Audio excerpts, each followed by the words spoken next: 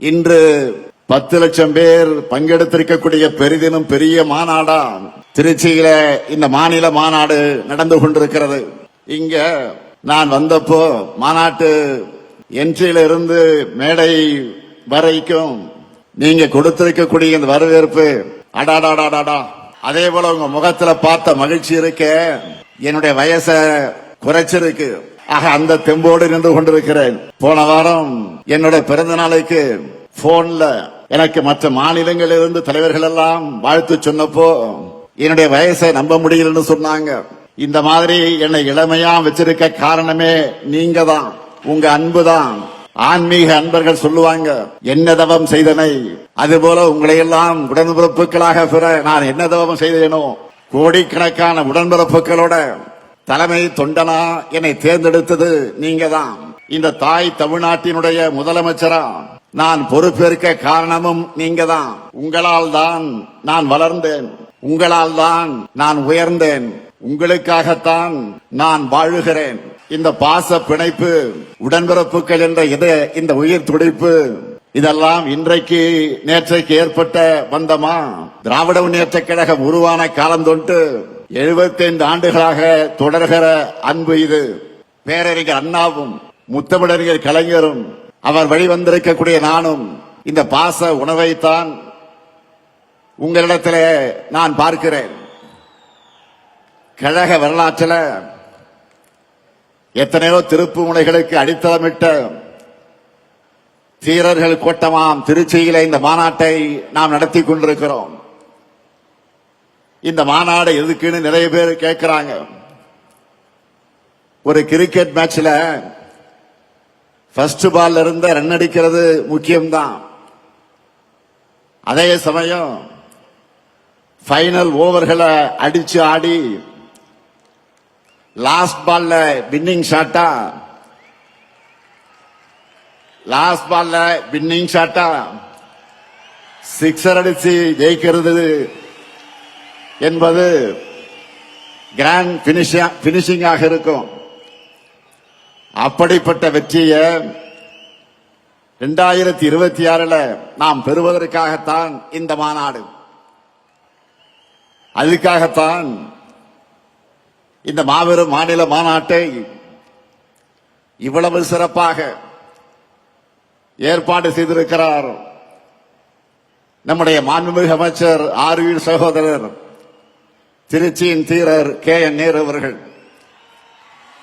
முதல்ல அவருக்கு தலைவராக என்னுடைய சார்பிலும், மேடையில் இருக்கக்கூடிய தலைமை கழகத்தின் நிர்வாகிகள் சார்பிலும், என் எதிரில் இருக்கக்கூடிய அனைவரின் சார்பிலும் நம்முடைய பாராட்டுக்கள், வாழ்த்துக்கள்.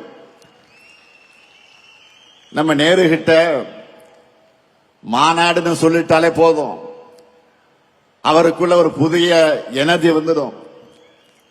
நாம நினைக்கிறத விட எப்போ பிரம்மாண்டமாக பண்ணுவதுதான் நேருவுடைய ஸ்டைல்.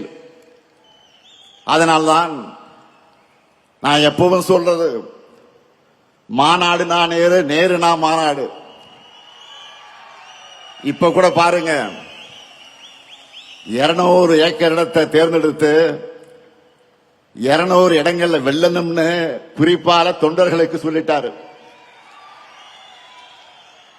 நமக்கான கிரவுண்ட ரெடி பண்ணி கொடுத்துட்டாரு. இனிமே நாம தொடர்ந்து நாம அடிச்சு ஆடணும். இந்த மாபெரும் மாநாட்டுக்காக அயராது உழைத்திருக்கக்கூடிய அவருக்கும், அவருக்கு துணை நின்ற ஒருங்கிணைந்த திருச்சி மாவட்ட நிர்வாகிகளுக்கும் என்னுடைய பாராட்டுக்கள், வாழ்த்துக்கள். இன்றைக்கு நாம் முழங்கும் ஸ்டாலின் தொடரட்டும், தமிழ்நாடு வெல்லட்டும், இது ஏதோ தனிப்பட்ட ஸ்டாலினுக்காக முழக்கம் அல்ல. நம்ம எல்லாம் உருவாக்கின திராவிட முன்னேற்ற கழகம் தொடரட்டும் என்பதுதான் இதனுடைய உண்மையான பொருள். திருச்சியை மாநாட்டுக்காக நாம் ஏன் தேர்ந்தெடுக்கிறோம்? இது தமிழ்நாட்டுடைய மைய பகுதி மட்டுமல்ல, இதுதான் கழகத்தின் மாநாட்டு பகுதி. இன்றைக்கு நாம் நடத்திட்டு இருக்கிறது 12வது மாநில மாநாடு. இந்த 12 மாநில மாநாடுகள்ல 7 மாநாடுகள் திருச்சியில தான் நடந்திருக்கிறது. 1956 2வது மாநில மாநாடு, 1990 6வது மாநில மாநாடு, 1996 8வது மாநில மாநாடு, 2006 9வது மாநில மாநாடு, 2014 10வது மாநில மாநாடு, 2021 11வது மாநில மாநாடு. இதோ இப்போ 12வது மாநில மாநாடு. ஈரோடு தந்த பகுத்தறிவு புகழவன் தந்தை பெரியார் மாளிகை கட்டி வாழ்ந்தது இதே திருச்சியில தான். தனித்தனி இயக்கம் நடத்திய போதும் கொள்கையால் ஒருபோதும் பிரியாத தந்தை பெரியாரும் பேரறிஞர் அண்ணாவும் வெவ்வேறு வழக்குகளில் ஒரே சிறையில் இருந்தது இதே திருச்சியிலே தான். ரயில்வே சந்திப்பின் ஒரு முனையில் தந்தை பெரியாரும் மறுமுனையில் முத்தமிழக தலைவர் கலைஞரும் இந்திய எழுத்து அழிப்பு போராட்டத்தை நடத்தினதும் இதே திருச்சியில தான். கள்ளக்குடி போராட்டத்தில் கைதான தலைவர் கலைஞர் சிறையில் அடைக்கப்பட்டதும் இதே திருச்சியில தான். அப்போ 1953 கை குழந்தையாக இருந்த என்னை என்னுடைய அன்னையார் தயாளம்மையார் அவர்கள் கொண்டு வந்து தலைவர் கலைஞர்கிட்ட காட்டினதும் இதே திருச்சியில் இருக்கக்கூடிய சிறையிலே தான். இது மட்டுமா, தலைவர் கலைஞர் அவர்கள் முதல்ல சட்டமன்றத்திற்கு தேர்ந்தெடுத்து அனுப்பிய குளித்தலை தொகுதி இருந்ததும் இதே திருச்சியிலே தான். அடுத்து பேரறிஞர் அண்ணாவுடைய மறைவுக்கு பின்னால் தலைவர் கலைஞர் அவர்கள் நமக்கு 50 முழக்கங்களை தந்ததும் இதே திருச்சியிலே தான். அதனாலதான் சொல்றேன், திருச்சி என்றாலே திருப்பம், திருச்சி என்றாலே எழுச்சி, திருச்சி என்றாலே உணர்ச்சி, திருச்சி என்றாலே மகத்தான வெற்றி. அப்படிப்பட்ட திருச்சியில இன்றைக்கு ஒரு மாபெரும் வரலாற்று கடமையை நிறைவேற்றத்தான் நாம் கூடியிருக்கிறோம். 1956 இதே திருச்சி மாநாட்டில் தான் லட்சக்கணக்கான தொண்டர்கள் வாக்களிக்க கழகம் தேர்தலில் போட்டியிட வேண்டும் என்ற முடிவை பேரறிஞர் அண்ணா அவர்கள் எடுத்தார்கள். அது நடந்து 70 ஆண்டுகள் ஆகியிருக்கிறது. இந்த தருணத்தில் தந்தை பெரியாரால் கொள்கை உரம் பெற்று பேரறிஞர் அண்ணா அவர்களால் பக்குவப்படுத்தப்பட்டு தமிழக தலைவர் கலைஞர் அவர்களால் வழிநடத்தப்பட்ட நாம தான் தமிழ்நாட்டை தொடர்ந்து ஆள வேண்டும் என்ற உறுதியை இந்த மாநாட்டில் எடுத்துக்கொள்ள வேண்டும். இந்தியாவிலேயே முதல் மாநில கட்சியா நம்முடைய கழகத்தை ஆட்சியில் அமர்த்தினார் பேரறிஞர் பெருந்தகை அறிஞர் அண்ணா அவர்கள். அவரது வழியில 5 முறை தமிழ்நாட்டை ஆட்சி செய்தார் நம்முடைய உயர்நீக தலைவர் கலைஞர் அவர்கள். ஒரு நீண்ட இடைவெளிக்கு பிறகு 10 ஆண்டுகள் கழித்து உங்களின் ஒருவரான என்னுடைய தலைமையில 6வது முறையாக ஆட்சிக்கு வந்தோம். இப்போ 7வது முறை மட்டுமல்ல, இனி என்னாலும் கழகம்தான் தமிழ்நாட்டை ஆளணும் என்ற சூழ்நிலைக்குத்தான் இங்கே கூடியிருக்கிறோம். இதுதான் நம்முடைய கடமை, அனைவருடைய பெருங்கடமை. இது எதற்காக சொல்லுகிறேன் என்று கேட்டால், நான் முதலமைச்சராகவும் சில பேர் அமைச்சர்களாகவும் பல பேர் எம்எல்ஏ ஆகவும் சொல்லுகிறோமா? இல்லை. நம்ம தமிழினத்தை காக்க தகுதியும் திறமையும் உழைப்பும் கொண்ட ஒரே படை நம்முடைய கருப்பு சிவப்பு படைதான். நமக்குன்னு ஒரு மாபெரும் வரலாறு இருக்கிறது, நமக்கென்று ஒரு லெகசி இருக்கு. தமிழை காத்தவர்கள் நாம், தமிழ்நாட்டுக்கு பெயர் வச்சவங்க நாம். நம் மாநிலத்தை எல்லா நிலையிலும் உயர்த்துறவங்க நாம். இப்ப கூட தமிழ் மண்ணுக்கு காவல் அரணா இருக்கிறவங்க நாம தான். தமிழ்நாடு நம்மை நம்பித்தான் இருக்கு, நாமும் தமிழ்நாட்டை நம்பித்தான் இருக்கிறோம். அதற்காகத்தான் சொல்லுகிறேன், திராவிட முன்னேற்ற கழக ஆட்சி தொய்வில்லாமல் தொடரணும். அதற்காக நாம உழைக்கணும், அதற்காகத்தான் சூழலைக்கணும். இந்த நேரத்தில் தந்தை பெரியார் 1971 தேர்தலின் போது சொன்னதை நினைச்சு பார்க்கிறேன். திமுக ஆட்சி தொடர்ந்தாதான் தமிழ் சமுதாயம் எதிர்பார்க்கிற முன்னேற்றம் ஏற்படும். இப்பவும் தந்தை பெரியார் சொன்னதை மனசுல வச்சு நம்முடைய பயணத்தை தொடரணும். இங்கே வந்ததும் என்னுடைய நினைவுக்கு வந்தது 2021 தேர்தலுக்கு முன்னால் இதே திருச்சியில இதே இடத்துல 7 இலக்குகளை உறுதிமொழிகளாக நான் அறிவித்தேன். அதில் முதல் இலக்கு வளரும் வாய்ப்புகள், வளமான தமிழ்நாடு. இரண்டாவது இலக்கு மகசூல் பெருக்கம், மகிழும் விவசாயி.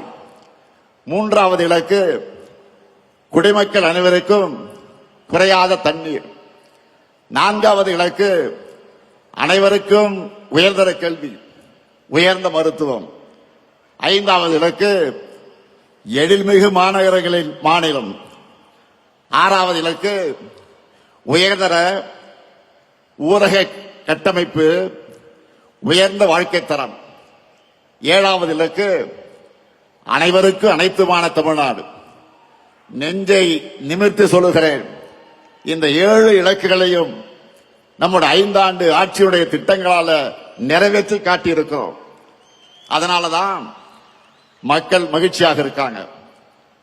இதையெல்லாம் நம்முடைய எதிரிகளே இன்றைக்கு மனசுக்குள்ள ஒத்துக்கொள்வாங்க.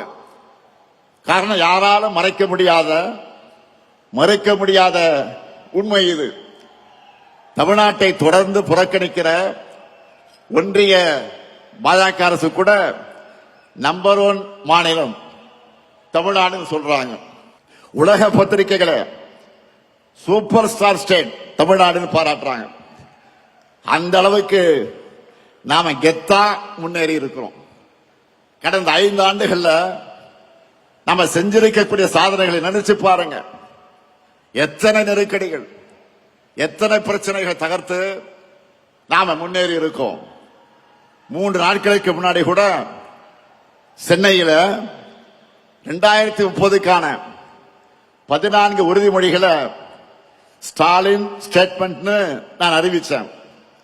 அந்த மேடையில் அமைச்சர்கள் ஒவ்வொரு துறையிலும் நம்ம என்ன சாதிச்சிருக்கிறோம் சொன்னாங்க. 5 ஆண்டுகள்ல ஒரு மாநில அரசால இவ்வளவு பண்ண முடியுமான்னு எல்லாரும் பிரமிச்சு பார்த்தாங்க.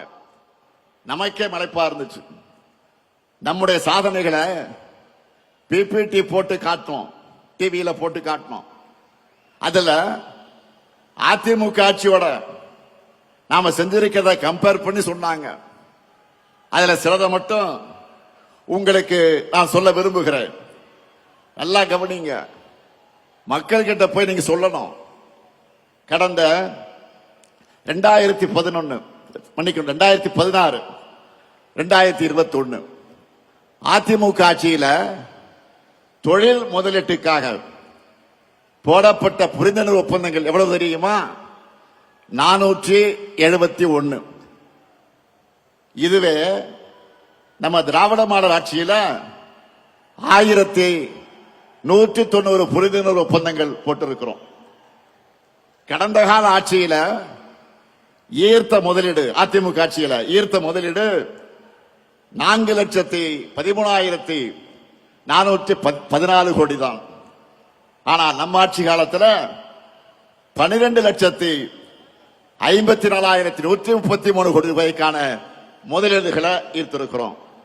3 மடங்கு அதிகம். 2016 21 புதுசா 4 சிப்காட் தொழிற்பூங்காக்களை தொடங்கினாங்க. அதிமுக ஆட்சியில் 4 தான். சிப்காட் தொழில் பூங்கா. ஆனா நாம 33 புது சிப்காட் தொழில் பூங்காக்களை தொடங்கி இருக்கிறோம். ஸ்டார்ட் அப் நிறுவனங்கள் எடுத்துக்கிட்டா 2021 வரைக்கும் இருந்த எண்ணிக்கை, அதிமுக இருந்த எண்ணிக்கை எவ்வளவு தெரியுமா? 2045. இப்போ நம்ம ஆட்சியில 13,500க்கு மேற்பட்ட ஸ்டார்ட் அப் நிறுவனங்களை நம்ம ஆட்சியில் தொடங்கி இருக்கிறோம்.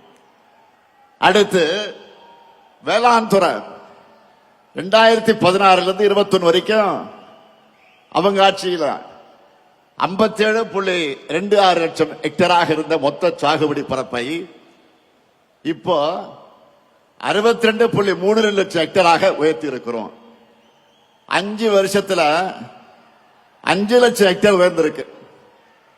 கடந்த ஆட்சி காலத்தில் 1.3 லட்சம் விவசாயிகளுக்கு தான் இலவச மின் இணைப்பு கொடுத்தாங்க. ஆனா நம்முடைய ஆட்சியில 2 லட்சத்துக்கு அதிகமான விவசாயிகளுக்கு இலவச மின் இணைப்பு கொடுத்திருக்கிறோம். 2016-21 அண்ணல் அம்பேத்கர் அயலக உயர்கல்வி உதவித்தொகை திட்டத்தில் படிச்ச மாணவருடைய எண்ணிக்கை எவ்வளவு தெரியுமா? 2 பேர் தான் அதிமுக ஆட்சியில். ஆனா நம்ம திராவிட மாடல் ஆட்சியில 386 மாணவர்களுக்கு 160 கோடி ரூபாய் உதவித்தொகை கொடுத்து படிக்கிறாங்க. அதே போல ஆதிதிராவிட மகளிருக்காக நன்னிலம் நிலவுடைமை திட்டத்தில் அதிமுக ஆட்சியில பயனடைந்த பெண்கள் எவ்வளவு தெரியுமா? 40 பேர் தான். 40 லட்சம் ரூபாய் கொடுத்தாங்க. அதுவே நம்ம திராவிட மாடல் ஆட்சியில 1026 பெண்களுக்கு சுமார் 50 கோடி ரூபாய் வழங்கி இருக்கிறோம். எவ்வளவு பெரிய வித்தியாசம்! அடுத்து ஸ்போர்ட்ஸ்ல, விளையாட்டுத்துறை ஸ்போர்ட்ஸ்ல நம்ம இளைஞர்கள் இன்னைக்கு எப்படியெல்லாம் சாதிக்கிறாங்க. அதுக்கு காரணம் என்ன? விளையாட்டுத்துறைக்கு 800 கோடி ரூபாயாக இருந்த நிதி ஒதுக்கீட்ட நம்ம ஆட்சியில 2228 கோடி ரூபாயாக உயர்த்தி இருக்கிறோம். அது மட்டுமல்ல, 2016-21 வேலை வாய்ப்பு வழங்கப்பட்ட விளையாட்டு வீரர்கள் எத்தனை பேர் தெரியுமா? 3 பேர் தான். ஆனா நம்ம அரசுல 301 விளையாட்டு வீரர்களுக்கு வேலை வாய்ப்பு வழங்கி இருக்கிறோம். இப்படி எல்லா துறையிலும் லிஸ்ட் இருக்கு. மக்கள் பெரும் சுமையாக கருதுகிற மெடிக்கல் செலவுகள் போன ஆட்சியில முதலமைச்சருடைய விரிவான காப்பீட்டு திட்டத்தில் 49 லட்சம் பேர் பயனடைஞ்சவங்க. அந்த எண்ணிக்கையை நம்ம ஆட்சியில 90 லட்சமாக உயர்த்தி இருக்கிறோம். அதுக்கு காரணம் நம்ம அரசுல 72,000 இருந்த வருமான வரம்பை 1,20,000 உயர்த்தி கொடுத்தோம். இப்படி எல்லாவற்றிலும் 2 மடங்கு 3 மடங்கு ஏன் பல மடங்கு உயர்த்தி சாதனைகளை படைத்திருக்கிறோம். இதுதான் வளர்ச்சி. அதனால்தான் வரலாற்று இல்லாத அளவுக்கு 14 ஆண்டுகள் கழிச்சு நம்ம ஆட்சியில 11.19 விழுக்காடு பொருளாதார வளர்ச்சியை நம்முடைய மாநிலம் அடைந்திருக்கிறது. நானும் தொடர்ந்து ஒவ்வொரு மேடையிலும் நம்முடைய சாதனைகள் டேட்டாவோடு சொல்லிக்கிட்டு இருக்கிறேன். செஞ்சதை கூட நம்மால முழுசா சொல்ல முடியல. அந்த அளவுக்கு ஒரு மிகப்பெரிய பட்டியல் இருக்கு. நம்ம திட்டங்களால பயனடைந்திருக்கிற எண்ணிக்கை மட்டும் சொல்ல கொஞ்சம் கேளுங்க. கலைஞர் மகளிர் உரிமை தொகை 1,31,00,000 பேர். காலை உணவு திட்டம் 19,34,000 குழந்தைகள். புதுமை பெண் திட்டம் 6,95,000 மாணவிகள். தமிழ் புதல்வன் திட்டம் 5,40,000 மாணவர்கள். நான் முதல்வன் திட்டம் 49,90,000 பயிற்சி சான்றிதழ்கள். விடியல் பயணம் திட்டம் 910 கோடி பயணங்கள். மக்களை தேடி மருத்துவம் 2,56,00,000 பேர். இன்னுயிர் காப்ப நம்மை காக்க 48 திட்டம் 4 லட்சத்துக்கு அதிகமான உயிர்கள். பல்வேறு ஓய்வூதிய திட்டங்கள் மூலமா 30,50,000 பேர், பட்டா பெற்றவங்க 23,56,000 பேர். உங்களால டோட்டல் போட முடிஞ்சுதா இல்லையா? இன்னும் ஏராளமா இருக்கு, பெரிய லிஸ்டே இருக்கு. ஆனா அதையெல்லாம் நீங்க டோட்டல் போட்டு மக்கள் கிட்ட சொல்லணும். இப்ப தெரியுதா ஏன் நான் அடிக்கடி வெல்வோம் 200 வெல்வோம் 200 சொல்றேன்னு? இவ்வளவு செஞ்சிருக்கிறோம். 200 தொகுதி உறுதியா இல்லையா? கேட்கல. உறுதியா இல்லையா? 200 தொகுதி உறுதியா இல்லையா? மகிழ்ச்சி. நீங்க பிரச்சாரத்துக்கு போறப்போ மக்கள் யாரை கேட்டீங்கனாலும் அவங்க நம்ம அரசோட திட்டங்கள்ல பயனடைஞ்சக்கூடியவங்க இருப்பாங்க. நம்ம அரசின் திட்டங்களோட பயனாளிகள் வாக்களிச்சாலே போதும், நாம தான் ஃபுல் ஸ்வீப்ல போனோம், முழு வெற்றி அடைவோம். கவலைப்படாதீங்க. அதான் இப்படி சொன்ன, புரியுதா உங்களுக்கு? அதை உறுதி செய்ய வேண்டியதுதான் உங்களுடைய பணி. இதே திருச்சி சிறகனூர்ல 5 ஆண்டுகளுக்கு முன்னாடி நான் சொன்ன வாக்குறுதிகளை நிறைவேற்றி காட்டிட்டு இன்றைக்கு மக்கள் முன்னாடி தெம்பா நம்பிக்கையா நிக்கிறேன். அடுத்து விரைவில் விரிவான தேர்தல் அறிக்கை தங்கை கனிமொழி தலைமையில தயாராகி கொண்டிருக்கிறது. விரைவில் அது வெளியிட போறோம். சமீபமா கவனிச்சீங்களா? மற்ற அரசியல் கட்சிகள் எல்லாம் ஏதோ இன்ஸ்டால்மெண்ட்ல தேர்தல் அறிக்கையை வெளியிட்டு இருக்காங்க. அதுல என்ன அறிவிக்கிறாங்க? நம்முடைய திராவிட மாடல் சார்பில் நாம் நிறைவேற்றி கொண்டிருக்கக்கூடிய திட்டங்களை டாப் அப் பண்ணி அப்படியே காப்பி எடுத்து அறிவிக்கிறாங்க. அவ்வளவுதான். ஏன்னா அவங்களுக்கும் வேற வழி இல்லை. நம்ம ஆட்சியில நிறைவேற்றிருக்கக்கூடிய திட்டங்களை இனி யாராலும் மாற்ற முடியாது, எவராலும் நிறுத்த முடியாது. யோசிச்சு பாருங்க. நாம வழங்குகிற மகளிர் உரிமை தொகையை யாராலும் நிறுத்த முடியுமா? முடியவே முடியாது. அப்படி அவங்க நினைச்சால அவங்க வீட்டு பெண்களை அவங்களுக்கு கட்சிக்கு ஓட்டு போட மாட்டாங்க, வீட்டை விட்டு வெளில அனுப்பிச்சிடுவாங்க. அதனாலதான் இப்ப அதிகப்படுத்தி அறிவிக்கிறாங்க. அடுத்து பள்ளி குழந்தைகளுக்கான காலை உணவு திட்டத்தை யாராவது கை வைக்க முடியுமா? சொல்லுங்க, முடியுமா? அந்த குழந்தைகளை பட்டினி போட்டா தமிழ்நாட்டு மக்கள் அவங்க சும்மா விட மாட்டாங்க. அதே மாதிரி பெண்களுக்கான விடியல் பயண திட்டத்தை அவங்களால மாற்ற முடியுமா? முடியாது. இன்னும் இருக்கு. உயர்கல்விக்கு உறுதுணையா இருக்கிற புதுமை பெண் திட்டம், தமிழ் புதல்வன் திட்டம், நான் முதல்வன் திட்டம், இதையெல்லாம் தடுக்கவோ நிறுத்தவோ எந்த கட்சியாவது யோசிக்க முடியுமா? முடியாது. அது மட்டுமல்ல, முதியவர்களுக்கு வீடு தேடி ரேஷன் தரக்கூடிய தாயுமானவர் திட்டம், வீடு தேடி மருத்துவம் தரக்கூடிய மக்களை தேடி மருத்துவம் திட்டம், இதையெல்லாம் தொடர மாட்டோம் எந்த கட்சியாவது வாய் திறக்க முடியுமா? முடியுமா? சொல்லுங்க. இப்படி எவராலும் மாற்ற முடியாத திட்டங்கள் தான் இந்த முத்துவேல் கருணாநிதி ஸ்டாலினுடைய திட்டங்கள். அவங்களுக்கு தேர்தல் அறிக்கைக்கு கண்டென்ட் கொடுக்கிறத இந்த ஸ்டாலினுடைய திட்டங்கள் தான். அதனால்தான் உறுதியோடு சொல்றேன், இந்த திட்டங்கள் தமிழ்நாட்டில் இருக்கிற வரைக்கும் இந்த முத்துவேல் கருணாநிதி ஸ்டாலின் தான் தமிழ்நாட்டை ஆளுவான். நாம இவ்வளவே செஞ்சுட்டு மக்கள் கிட்ட வாக்கு கேட்கிறோம். ஆனா அதிமுக கூட்டணி சாரி அப்படி சொன்னா மோடி அமித்ஷாவும் கோச்சிப்பாங்க. என்டிஏ கூட்டணி சொல்லணும். கூட்டணிக்கு பேர் வைக்க கூட முடியாத நிலையில தான் இன்றைக்கு அதிமுக இருக்கு. சரி, அவங்க சொல்ற மாதிரி அந்த என்டிஏ கூட்டணி தமிழ்நாட்டுக்கு என்ன பண்ணி இருக்கு?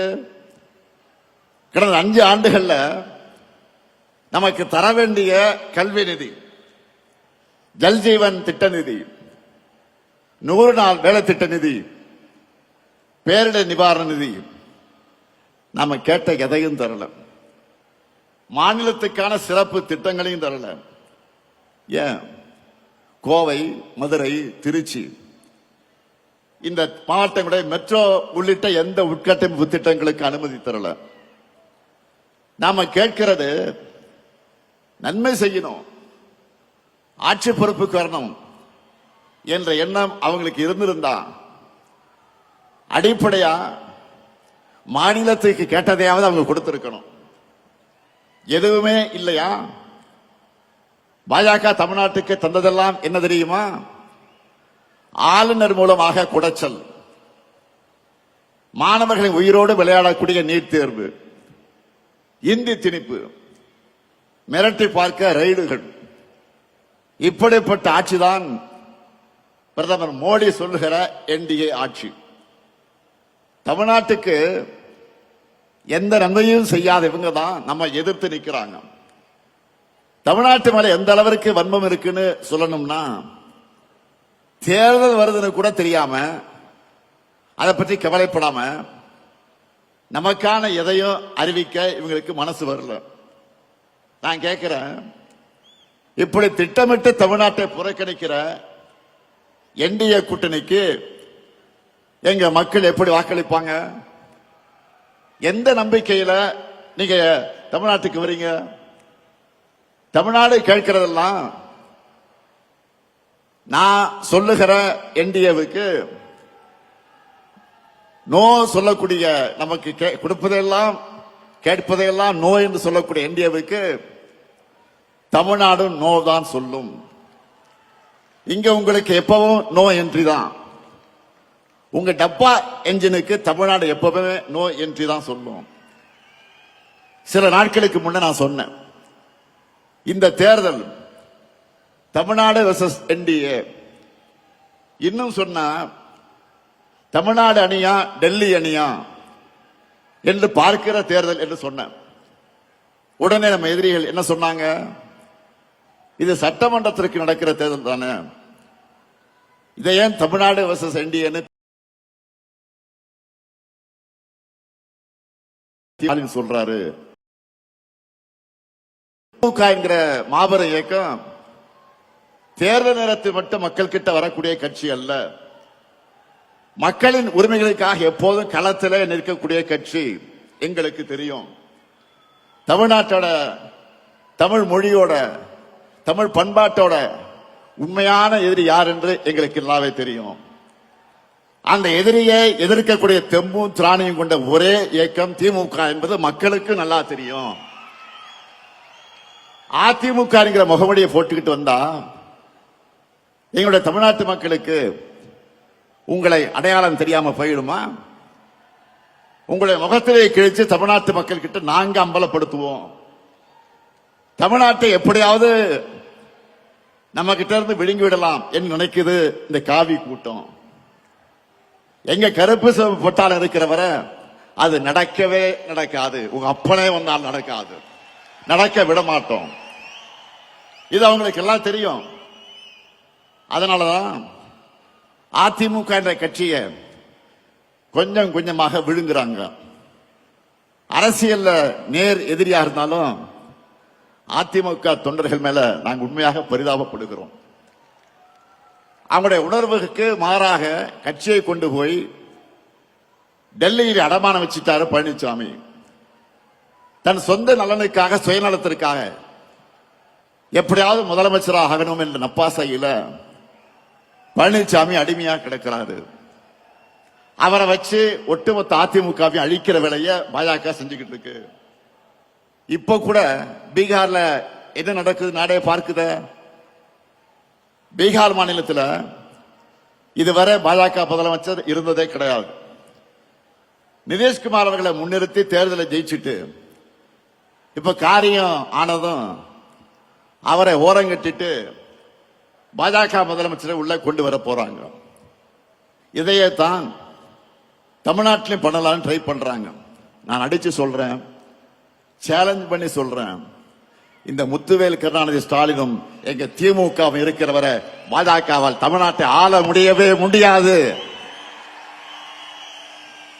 நீங்க அந்தர்பல்ட்டி அடிச்சாலும் என்ன முகமடி போட்டு கொண்டு வந்தாலும் புதுசா யாரை கூட்டிக்கிட்டு வந்தாலும் எத்தனை ஏவல் அமைப்புகளை வச்சு மிரட்டி பார்த்தாலும் தமிழ்நாடு எப்பவுமே உங்களுக்கு அவுட் ஆஃப் கண்ட்ரோல் தான். நாங்கள் பார்க்காத படையெடுப்பா, திமுக பார்க்காத மிரட்டலா, நீங்க இந்தியா மேப்பில் இருக்க எந்த மாநிலத்து மேல வேணும்னாலும் காவி அடிச்சிடலாம். ஆனா தமிழ்நாட்டில் உங்க பாச்சா பலிக்கவே பலிக்காது.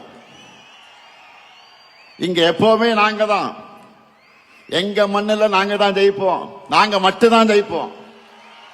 இங்க கூடி வைக்கக்கூடிய ஒவ்வொரு உடன்பிறப்பும் மக்கள் கிட்ட போகும்போது சொல்ல வேண்டியது என்ன? நடக்க இருக்கிற தேர்தல் திமுக வெர்சஸ் என்டிஏ கிடையாது, தமிழ்நாடு வெர்சஸ் என்டிஏ. இன்னும் எளிமையா சொல்லணும்னா வெல்ல போவது தமிழ்நாடு அணியா டெல்லி அணியா என்பதுதான் 2026 தேர்தல். இதுல தமிழ்நாடு அணி வெற்றி பெறணும்னா திமுக தலைமையிலான மதச்சார்பற்ற முற்போக்கு கூட்டணி தான் வெற்றி பெறணும். உங்க வாக்குகளை திமுகவுக்கும் கூட்டணி கட்சிகளுக்கும் போடுங்கன்னு கேளுங்க. இதுதான் நீங்க அடுத்த 2 மாசத்துக்கு இடைவிடாம மக்கள் கிட்ட பரப்ப வேண்டிய மெசேஜ். அதே போல இங்க வந்திருக்கக்கூடிய உடன்பிறப்புகளுக்கு நான் வைக்கிற இன்னொரு வேண்டுகோள் என்பது, உதயசூரியன் சின்ன வெற்றி பெற நீங்கள் ஒவ்வொருத்தரும் எந்த அளவுக்கு உழைக்கிறீங்களோ அந்த உழைப்பை நம்ம கூட்டணி கட்சியின் சின்னங்களின் வெற்றிக்கும் கொடுக்கணும். ஏன்னா நம்முடைய சாதனைகள் கொள்கையில் மட்டும் நம்மளுடைய பலம் அல்ல, 4வது பொது தேர்தலை இணைஞ்சு சந்திக்கிற கூட்டணியும் நம்முடைய பெரிய பலம் தான். மற்றவங்களை மாதிரி வெறும் தேர்தலுக்காக எலெக்ஷன் சீசன்ல மட்டும் நாம கூட்டணி வைக்கல. கொள்கையின் அடிப்படையில் கொள்கை தோழர்களான கூட்டணி கட்சி அந்த வேட்பாளருக்கு நீங்க களத்தில் கடுமையா உழைக்கணும் என்று நான் கேட்டுக்கொள்கிறேன். மக்களை போய் சந்திக்கிற நீங்க இன்னொரு விஷயத்தையும் சொல்லுங்க. தமிழ்நாட்டில் இதுவரை பேரறிஞர் அண்ணா, முத்தமிழறிஞர் கலைஞர், மக்கள் தலைவர் எம்ஜிஆர், அம்மையார் ஜெயலலிதா ஆகியோர் முதலமைச்சராகணும் என ஓட்டு போட்டு மக்கள் தேர்ந்தெடுத்தாங்க. நல்லா கவனிங்க, மறுபடியும் சொல்றேன். பேரறிஞர் அண்ணா, முத்தமிழறிஞர் கலைஞர், மக்கள் தலைவர் எம்ஜிஆர், அம்மையார் ஜெயலலிதா ஆகியோர் முதலமைச்சர் ஆகணும் என ஓட்டு போட்டு தேர்ந்தெடுத்தீங்க. அவங்களுக்கு பிறகு நீங்க ஓட்டு போட்டு ஜெயிக்க வச்சது இந்த ஸ்டாலினை தான்.